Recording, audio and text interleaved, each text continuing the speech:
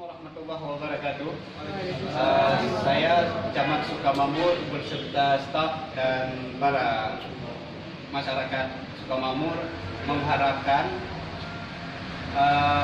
mari sama-sama kita menjaga wilayah kita masing-masing agar bisa kondusif dalam rangka mendukung daripada pelantikan Presiden dan Wakil Presiden terpilih pada tanggal 20 Oktober 2019.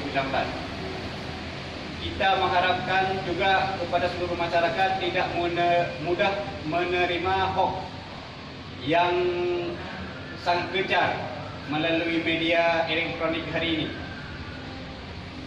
Mari juga sama-sama kita berdoa agar pelantikan Presiden dan Wakil Presiden kita bisa berjalan sebagaimana mestinya sesuai tahapan yang telah ditentukan. Terima kasih. Assalamualaikum warahmatullahi wabarakatuh. Waalaikumsalam.